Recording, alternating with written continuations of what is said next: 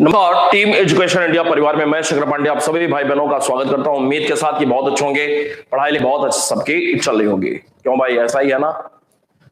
धनंजय पांडे जी, अमित जी, विकास, पूनम, कोमल, अंकित, रजत, अंजलि, रोशनी, इति, उम्मीद करता हूं सब बहुत बढ़िया होगा, कहीं कोई परेशानी नहीं आ रही होगी। देखें, मौर्य साम्राज्य की शुरुआत हम लोग कर लिया हुआ था और 4 क्लासेस पढ़ा हुआ था। सब कुछ हम लोग नोट करते हुए आगे बढ़ते जा रहे हैं और किसी भी आपके इस स्तर की परीक्षा में, पीसीएस स्तर के नीचे की जो भी परीक्षाएं होती हैं, उन परीक्षाओं इतिहास विषय के साथ बहुत अच्छा कर पाना आपके लिए बहुत आसान होगा। सारी चीजों को हम लोग बिल्कुल लिख लिख करके याद करते हुए आगे बढ़ रहे हैं, समझ रहे हैं, याद कर रहे हैं।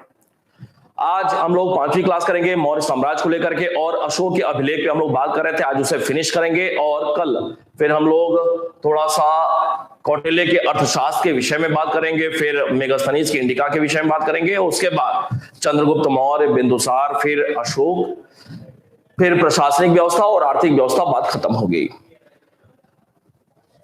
इसके साथ साथ एक बात और कहना चाहूंगा कि कल से मैं सोच रहा हूं कि आप लोगों के लिए ग्रामीण विकास की क्लास भी शुरू करें, लेकिन ग्रामीण विकास अभी मेरे द्वारा नहीं, बल्कि आप लोग बहुत अच्छे से जानते हैं अनिरुद्ध सर को। अनिरुद्ध सर के द्वारा कल से ग्रामीण विकास की क्लास शुरू कराना चाह रहे हैं। कल से एक क्लास उसकी शुरू भी होगी। तैयार है? बिल्कुल भाई।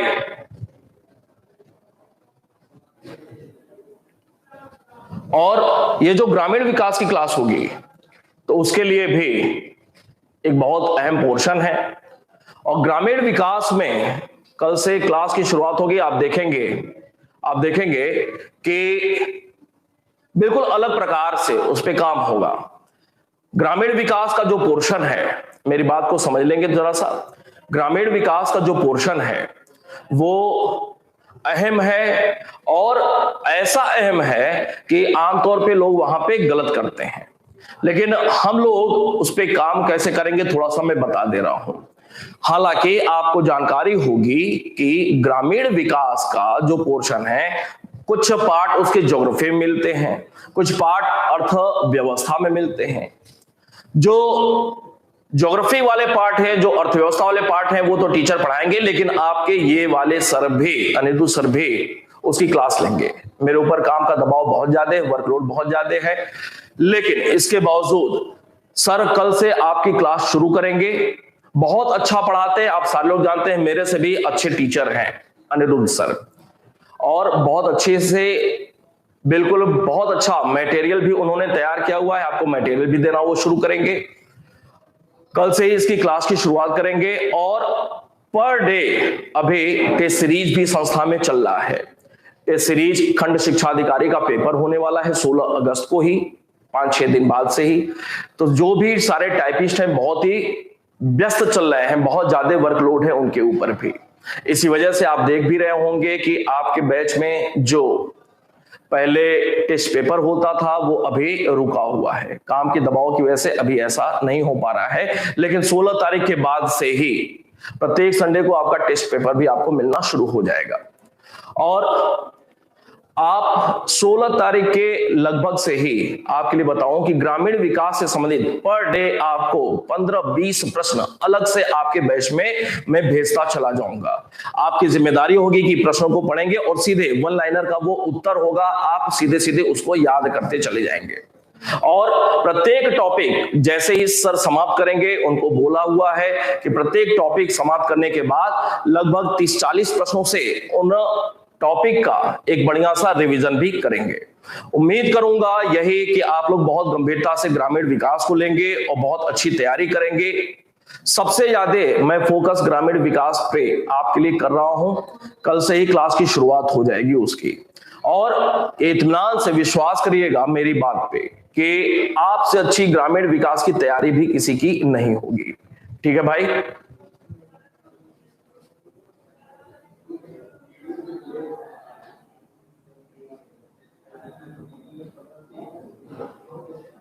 नहीं वाजिद जी, ऐसा नहीं है, बिल्कुल निश्चिंत रहें।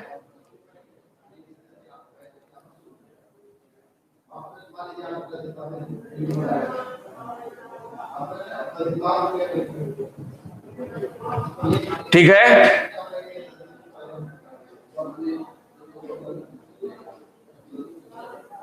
जी उपासना जी। वाजिद जी ऐसा नहीं है, बिल्कुल ऐसा आपको नहीं समझना चाहिए। चीजों को इत्मीनान से बहुत अच्छे तरीके से पढ़ने की जरूरत है। परीक्षा में आपके प्रश्न बिल्कुल आपको उत्तर आप सही कर जाए, ये उद्देश्य हो। और दूसरी बात यह है कि मैं तो रोज ही आपसे आपके बैच में मुलाकात करता रहूंगा, कहीं किसी प्रकार की कोई परेशानी की बात ही नहीं है जी। तो कल आपको बता दिया जाएगा, संभवतः शाम के समय ही क्लास रखेंगे, अपनी क्लास के बाद ही, ठीक है, अपनी क्लास के बाद ही रखेंगे।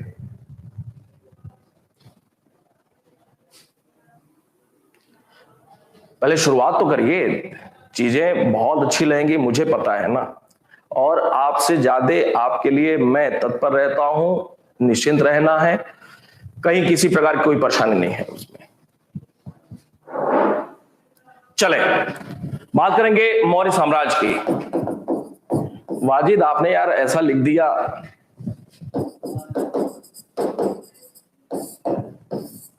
ऐसे नहीं लिखना चाहिए।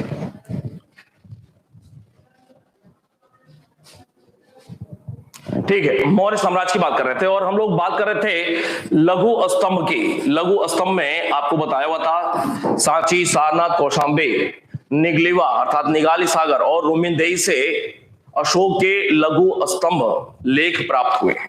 ठीक है जी दुर्गेश जी, ठीक है, लघु स्तंभ लेख और सांची, सारनाथ, कौशांबी के विषय में बता लिया था आपको। रानी का या साम्राज्ञी का अभिलेख कहा जाता है कौशांबी अर्थात इलाहाबाद वाले को। और इसी क्रम में दो बाकी हुए थे, एक था निगलिवा और इसे ही कहा जाता है निगाली सागर, निगाली सागर, और एक दूसरा रोमिनदेई। ये दो बाकी थे, बात समझिएगा इस चीज को। ये निगलिवा या निगाली सागर लेख या फिर रोमिनदेई लेख ये कहां से प्राप्त हुए हैं? तो नेपाल की तराई से। प्रश्न बनेगा निम्नलिखित में से कौन से अशोक के लेख या स्तंभ लेख नेपाल की तराई क्षेत्र से प्राप्त हुए हैं? तो उसका उत्तर होगा निगलिवा अर्थात निगाली सागर और दूसरा रोमिनदेई अभिलेख। रोमिनदेई का मतलब लुम्बिनी। निगलिवा या निगाली सागर अभिलेख में क्या बात लिखी गई है अशोक के द्वारा, वो देखिएगा जरा। निगलिवा या निगाली सागर अभिलेख में यह लिखा हुआ है कि अशोक ने अपने राज्याभिषेक के 14 वर्ष बाद, अशोक ने अपने राज्याभिषेक के 14 वर्ष बाद यहां पे कनक मुनि, कौन है ये भी बताते हैं, कनक मुनि के स्तूप का आकार दोगुना कर दिया था। दोगुना जो भी आकार था उसे बढ़ा करके दोगुना करा दिया था। कनक मुनि कौन है? तो आपने जातक का नाम सुना हुआ है। जातक में बुद्ध के 550 पूर्व जन्मों की कथा बताई गई है और इन्हीं पूर्व जन्मों में कनक मुनि भी पूर्व बुद्ध के रूप में जाने जाते हैं। बुद्ध के किसी एक जन्म में बुद्ध कनक मुनि के रूप में थे, इस प्रकार की बात बताई गई है। कनक मुनि के स्तूप का आकार दोगुना करा दिया था। निगलिवा या निगाली सागर अभिलेख में यह बात लिखी हुई है और यह सिर्फ स्तूप दोगुना कराने की बात थी 14 वर्ष बाद। लेकिन एक बात और लिखी हुई है कि अशोक स्वयं 20वें वर्ष, अशोक स्वयं 20वें वर्ष यहां की यात्रा किया हुआ था। ये दो बातें निगलिवा या निगाली सागर के संदर्भ में। रोमिनदेई या लुम्बिनी की अगर बात किया जाए तो बहुत ही महत्वपूर्ण है, क्योंकि अशोक ये बताता है कि अशोक स्वयं अपने राज्याभिषेक के 20वें वर्ष यहां की यात्रा किया हुआ था, धम्म यात्रा किया हुआ था एक बार। और यात्रा यहां पे क्यों किया? क्योंकि यहां पे बुद्ध अर्थात बुद्ध के लिए शाक्य मुनि शब्द का प्रयोग किया गया है। शाक्य मुनि, बुद्ध अर्थात शाक्य मुनि का जिस स्थान पे जन्म हुआ था, उस पावन धरती पावन क्षेत्र की धम्म यात्रा अशोक ने अपने राज्याभिषेक के 20वें वर्ष किया हुआ था। रुमिनदेई या लुम्बिनी अभिलेख में यह बात अशोक ने लिखवाया हुआ है। एक और बात इसी को लेकर के, रुमिनदेई स्तंभ को लेकर के, कि इसे आर्थिक अभिलेख भी कहा जाता है। आर्थिक अभिलेख रुमिनदेई अभिलेख को ही कहा जाता है। क्यों आर्थिक अभिलेख कहा जाता है? क्योंकि मौर्य काल के कर व्यवस्था की जानकारी का एकमात्र अभिलेखीय स्रोत अशोक का यह लुम्बिनी स्तंभ लेख है। मौर्य काल की कर व्यवस्था की जानकारी यहां से मिलती है अशोक के रुमिनदेई या लुम्बिनी अभिलेख से। किस प्रकार की? यहां पे उद्बलिक शब्द का प्रयोग किया गया है। उद्बलिक शब्द का प्रयोग किया गया है। उद्बलिक का मतलब होता है कर मुक्ति, कर से मुक्ति। उद्बलिक के अंतर्गत इस लेख से पता चलता है कि अशोक ने, चूंकि यह स्थान रुमिनदेई या लुम्बिनी बुद्ध का जन्म स्थान था, तो यहां पे अशोक ने बलि नामक कर को समाप्त कर दिया था, जबकि भाग नाम का जो कर लिया जाता था उसे 1/6 से बढ़ाकर कितना, 1/6 से कम करके कितना कर दिया था? 1/6 से 1/8 कर दिया था। यह बात यहां पे बताई गई है, ध्यान से समझेंगे। रुमिनदेई स्तंभ लेख को आर्थिक अभिलेख भी कहा जाता है। क्यों? क्योंकि इससे मौर्यकालीन कर व्यवस्था की जानकारी भी मिलती है। इस लेख में, इस स्तंभ अभिलेख में उद्बलिक शब्द का प्रयोग हुआ है, और उद्बलिक का मतलब होता है कर मुक्ति। बुद्ध का जन्म स्थान होने के कारण अशोक ने यहां पे बलि नाम का जो कर लगता था उसे समाप्त कर दिया था, एक बार। दूसरी बात कि यहां पे जो भाग नाम का कर था उसे जो 1/6 था उसे कितना कर दिया था? कम कर दिया था, 1/8 कर दिया था। तो ये दो बातें अलग से देखने को मिल रही हैं। एक तथ्य और कि निगलिवा या निगाल सागर अभिलेख की खोज किसने किया हुआ था? तो फ्यूरर ने इसकी खोज किया हुआ था। फ्यूरर एक अंग्रेज था जिसने इन दोनों अभिलेखों की, स्तंभ लेखों की खोज किया हुआ था। ये हो गई बात अशोक के स्तंभ लेख की।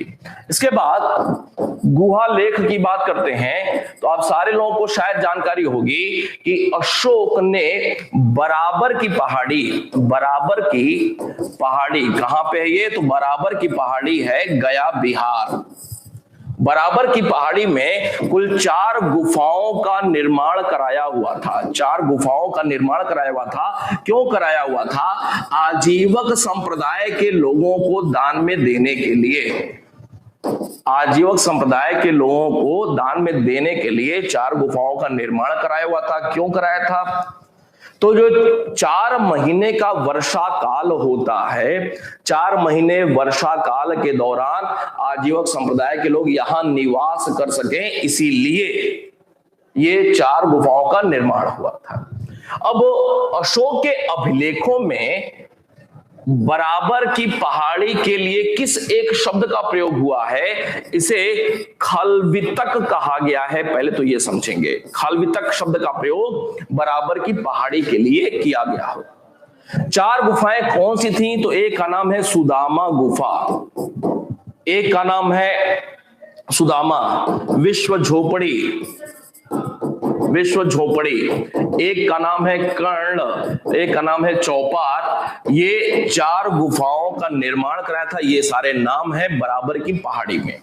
अशोक ने आजीवक संप्रदाय को दान में देने के लिए इन 4 गुफाओं का निर्माण कराया था। बराबर के लिए खालवितक शब्द का प्रयोग किया गया है।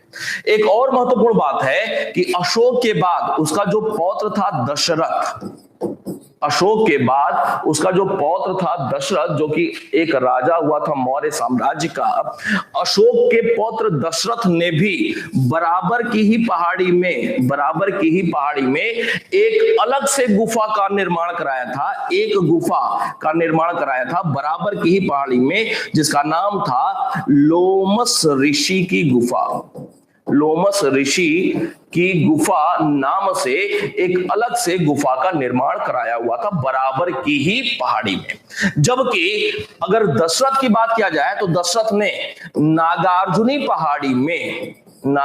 पहाड़ी, ये भी कहां पे है, तो नागार्जुनी पहाड़ी भी गया में ही है, बिहार। नागार्जुनी पहाड़ी में अलग से कुछ गुफाओं का निर्माण कराया हुआ था, जिसमें से एक गुफा का नाम है, जो कि सबसे बड़ी गुफा है, गोपी गुफा। गोपी गुफा कहां पे है? नागार्जुनी पहाड़ी में। कौन निर्मित कराया था? दशरथ ने निर्मित कराया हुआ था। जबकि बहियक और बडीथक, ये अलग से कुछ गुफाएं थी, लेकिन गोपी गुफा सबसे पॉपुलर नाम देखने को मिलता है नागार्जुनी पहाड़ी में। अर्थात अशोक के पौत्र दशरथ ने बराबर की पहाड़ी में भी और नागार्जुनी की पहाड़ी में भी, जो कि गया में है दोनों पहाड़ियां, गुफाओं का निर्माण कराया हुआ था। बराबर की पहाड़ी में सिर्फ एक लोमस ऋषि की गुफा, और नागार्जुनी पहाड़ी में 3, गोपी, बढ़ियक और बड़ीथक। बात समझ में आई भाई?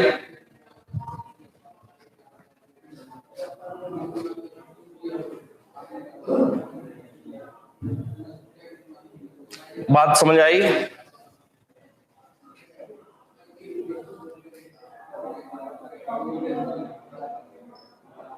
ठीक है, ये नोट करने के बाद हम लोग बात करेंगे कुछ अशोक के अभिलेख से संबंधित प्रमुख तथ्य की बात करेंगे। जैसे प्रमुख तथ्य के अंतर्गत सबसे पहले टील पेंथर को अशोक का कोई अभिलेख प्राप्त हुआ था। सबसे पहले जेम्स प्रिंसेप ने पढ़ने का प्रयास किया था, लेकिन उससे गलती हो गई। मास्की अभिलेख में सबसे पहले अशोक की वास्तविक पहचान होती है। फिर मास्की के अलावा गुर्जरा, नितूर, उदेगोलम अभिलेख में भी अशोक के नाम के साथ देवानाम प्रियदर्शी शब्द लिखा मिला है। फिर चापड़ एक नाम आएगा, जो कि अशोक के अभिलेख को लिखने वाला था, चापड़, वो नाम आएगा। इस प्रकार के कुछ अलग से तथ्य हम नोट करेंगे। तो हेडिंग डालेंगे आप लोग, जहां पे लिखा हुआ था उसके आगे लघु स्तंभ में ही निगलीवा ऑब्लिक निगाली सागर अभिलेख, निगलीवा ऑब्लिक निगाली सागर अभिलेख।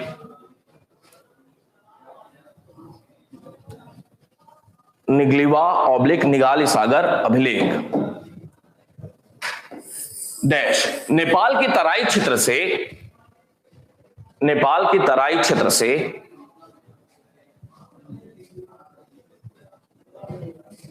नेपाल की तराई क्षेत्र से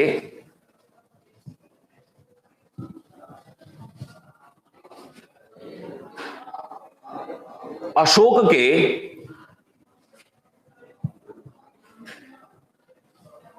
दो लघु स्तंभ लेख प्राप्त हुए हैं।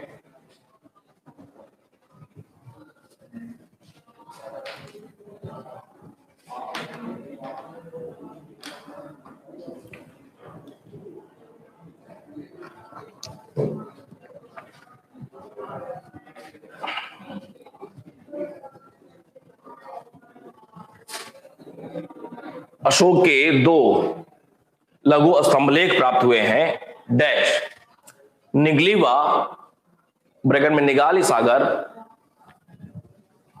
तथा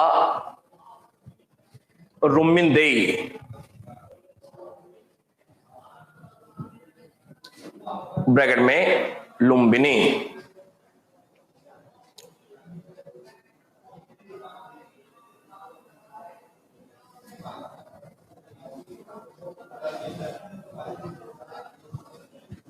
निगलीवा लेख में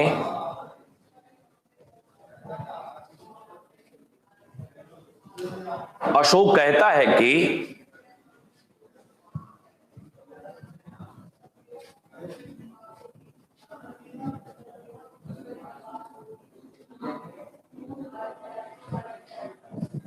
अशोक कहता है कि राज्याभिषेक के 14 वर्ष बाद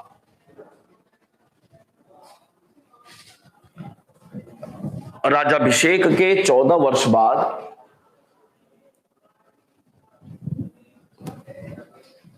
उसने यहां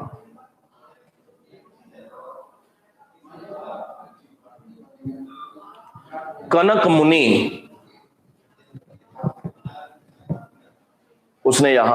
मुनि ब्रैकेट में पूर्व बुद्ध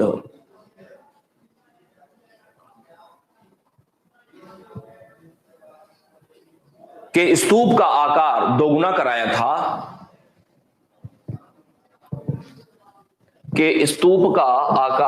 कराया था,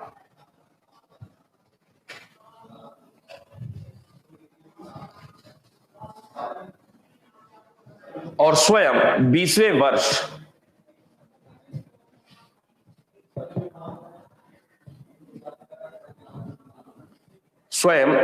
वर्ष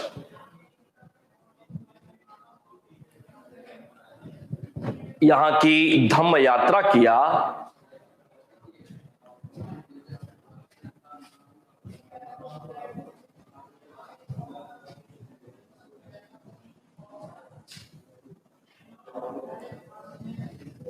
और यह स्तंभ लेख खुदवाया था।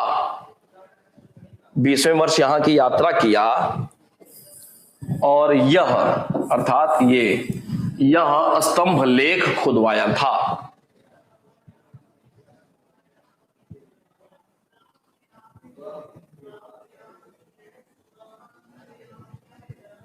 अगली हेडिंग डालेंगे रुम्मिदेई ऑब्लिक लुम्बिनी लेक।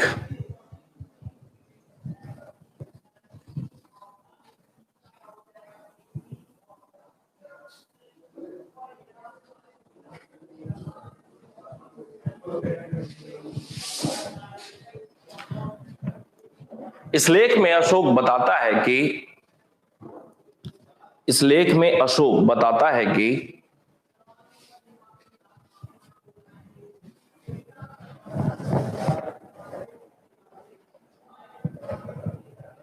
उसने राज्याभिषेक के 20वें वर्ष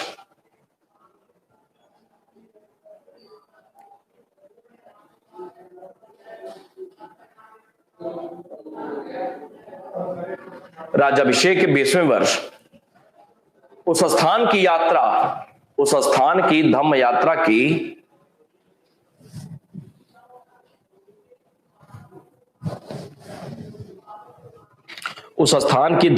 की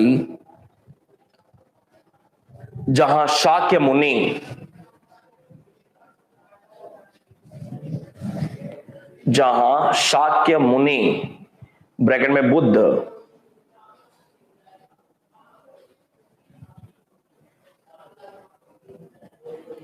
का जन्म हुआ था। शाक्य मुनि ब्रैकेट में बुद्ध का जन्म हुआ था।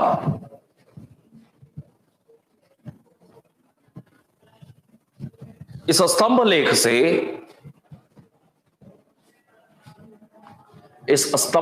से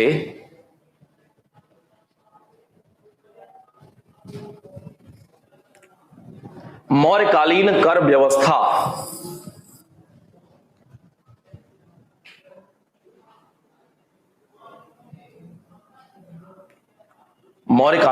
व्यवस्था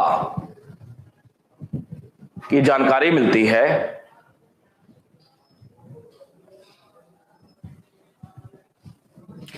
मौर्यकालीन कर व्यवस्था की जानकारी मिलती है।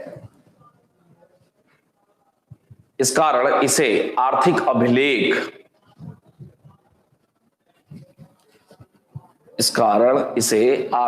अभिलेख भी कहते हैं।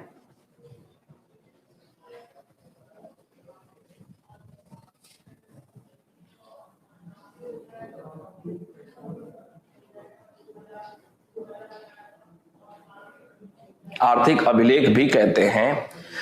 इस लेख में उद्बलिक ब्रैकेट में कर मुक्ति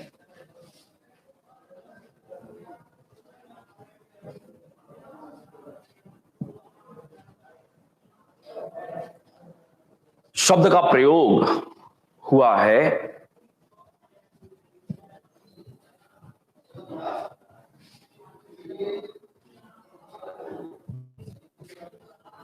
उद्बलिक शब्द का प्रयोग हुआ है, अर्थात बुद्ध का जन्म स्थान होने के कारण, बुद्ध का जन्म स्थान होने के कारण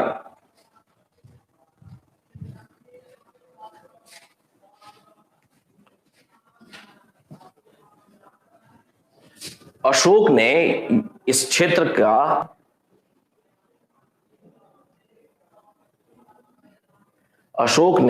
क्षेत्र का बलि नामक कर समाप्त कर दिया था।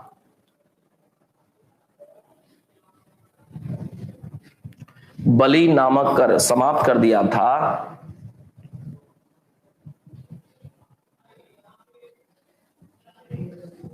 जबकि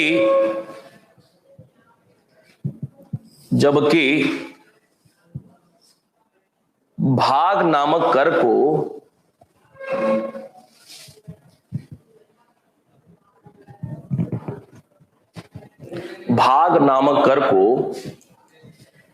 घटाकर 1/6 से 1/8 कर दिया था।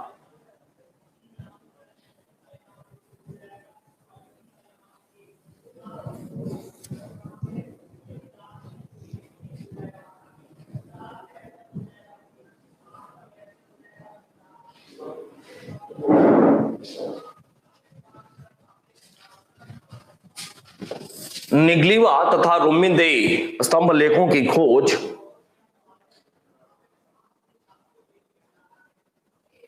निगलीवा तथा रुम्मीदेई स्तंभों की खोज फ्यूरर ने की थी।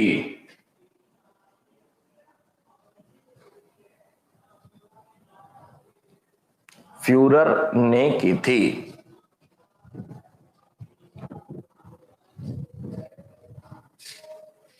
अगली हेडिंग, गुहा लेख।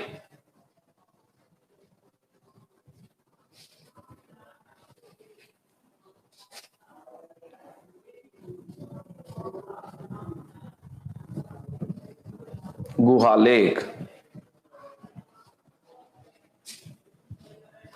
मौर्यकालीन गुहा लेख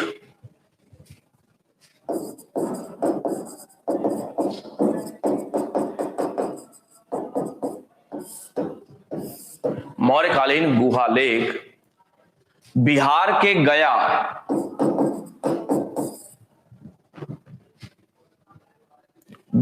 गया जिले के बराबर तथा नागार्जुनी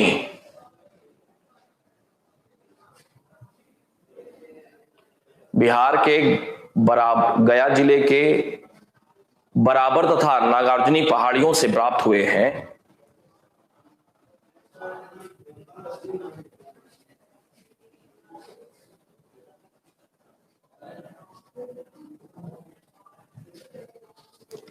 इन लेखों की भाषा अर्थात गुहा लेख की भाषा प्राकृत है, जबकि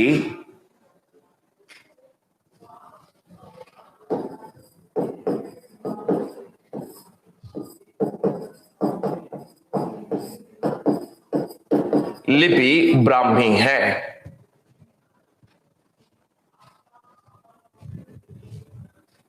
लिपि ब्राह्मी है।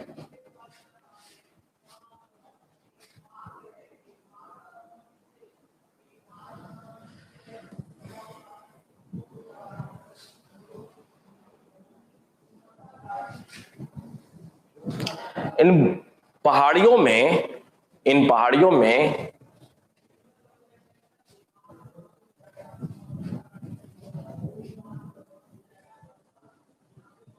गुफाओं का निर्माण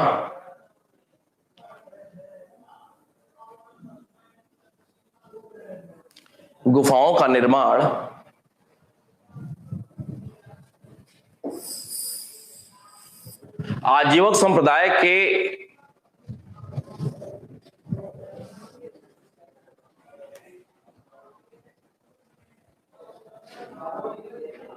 लोगों को दान में देने के लिए किया गया था।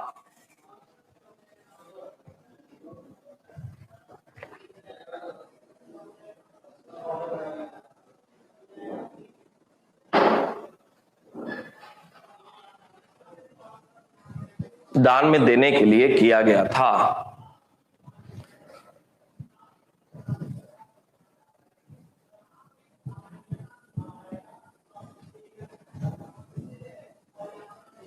अशोक के लेखों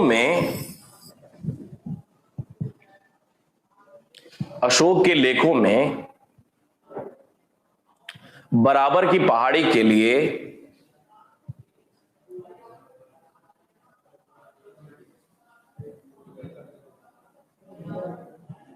खालवितक शब्द का प्रयोग हुआ है।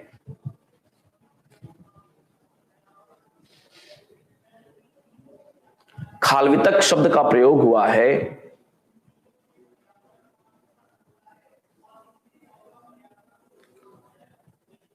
अशोक ने बराबर की पहाड़ी में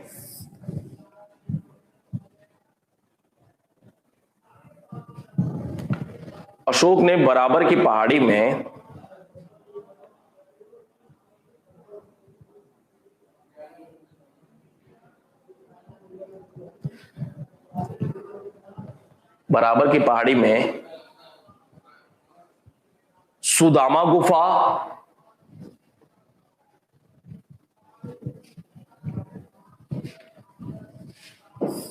गुफा, कौमा विश्व झोपड़ी गुफा,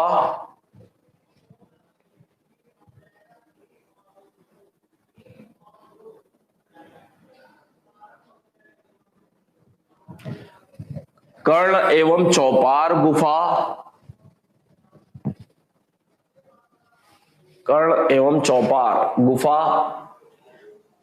नामक गुफाओं का निर्माण कराया था।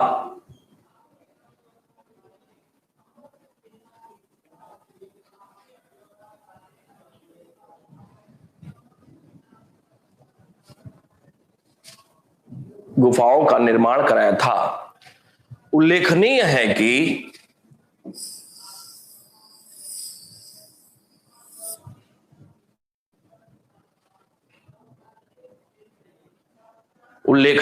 कि अशोक के पौत्र दशरथ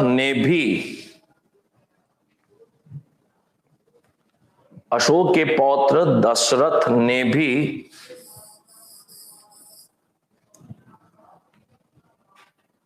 बराबर पहाड़ी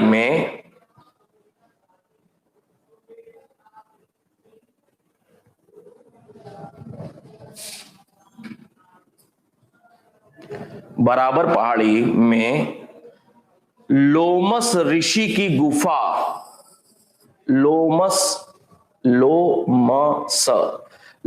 ऋषि की गुफा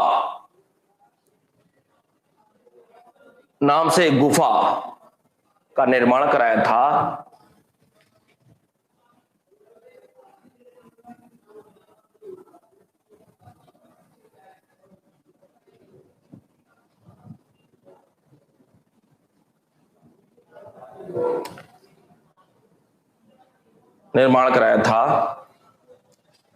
जबकि दशरथ ने नागार्जुनी पहाड़ी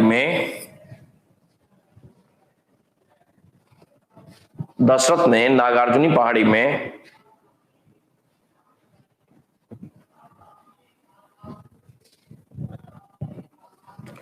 गोपी गुफा,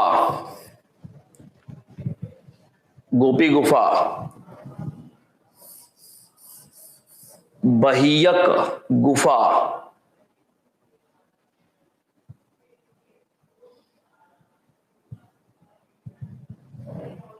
तथा बड़ीथक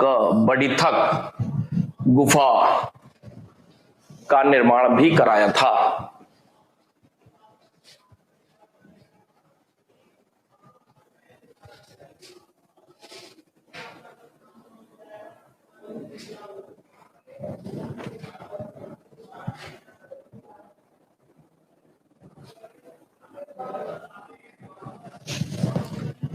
का निर्माण कराया था। एक हेडिंग डालेंगे, प्रमुख तथ्य। प्रमुख तथ्य।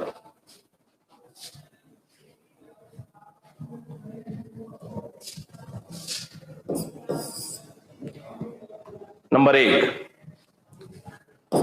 1750 में सर्वप्रथम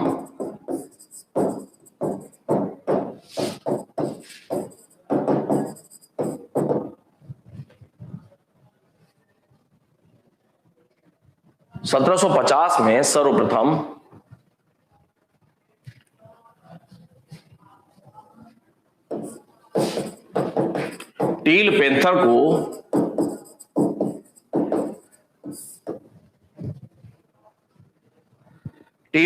को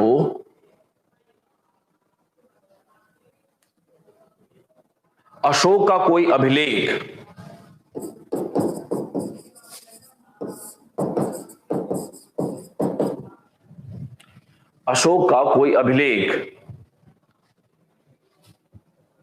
कौन सा अभिलेख वो भी देख लेते हैं। ब्रैकेट में Delhi Meerut.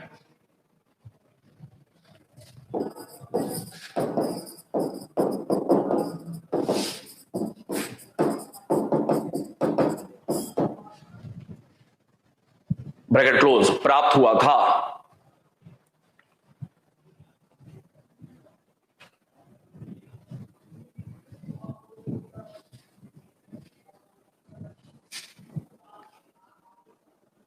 Number 2, 1837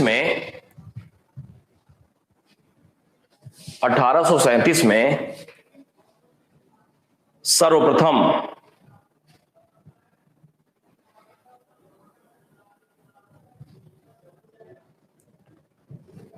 James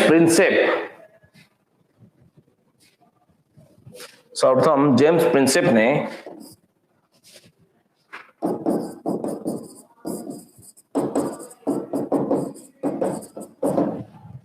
Ashok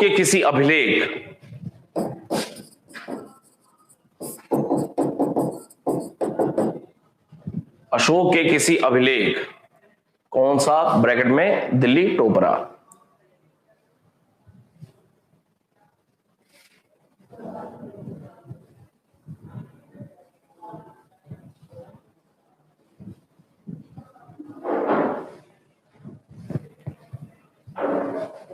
James Prinsep ने सर्वप्रथम अशोक के किसी अभिलेख, ब्रैकेट में दिल्ली टोपरा, को पढ़ा था।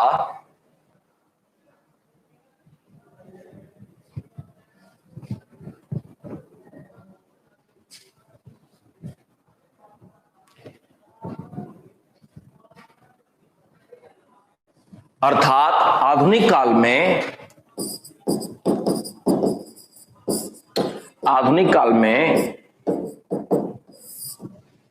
ब्राह्मी लिपि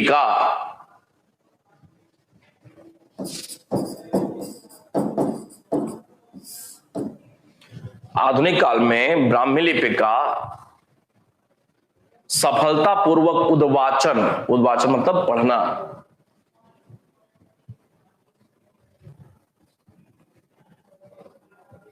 जेम्स प्रिंसेप ने ही किया था।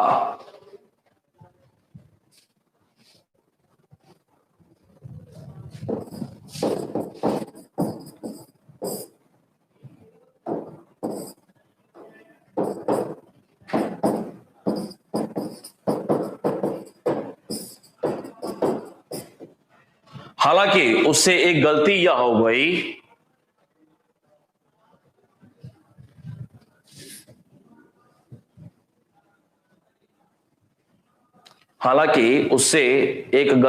हो गई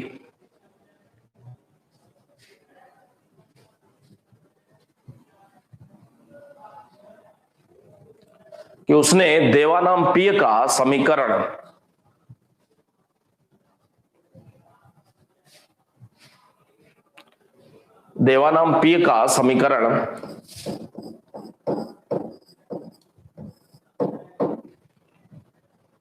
श्रीलंका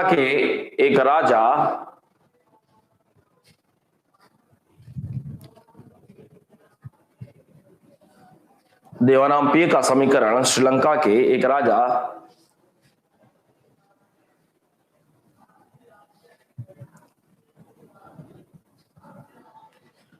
तिस से स्थापित किया था। तिस से स्थापित किया था।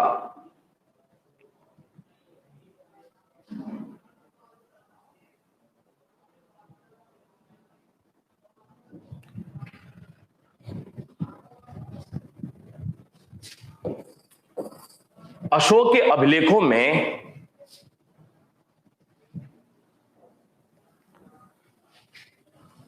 अशोक के अभिलेखों में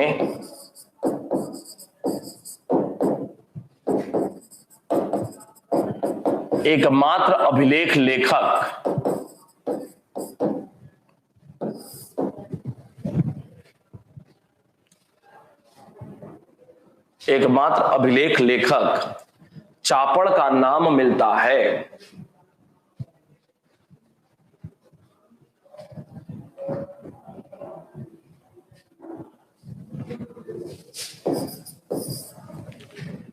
बस करेंगे आज के लिए। चापड़ का नाम मिलता है।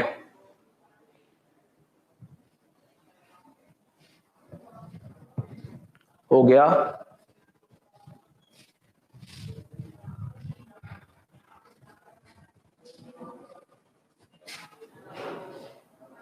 याद हो जाएगा सब।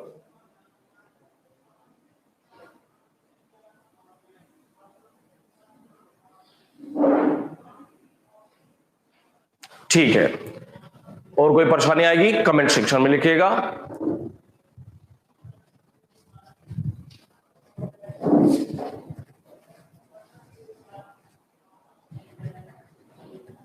चले, कल मिलते हैं। कोई बात होगी आप बताइएगा जरूर। मिलते हैं फिर, धन्यवाद।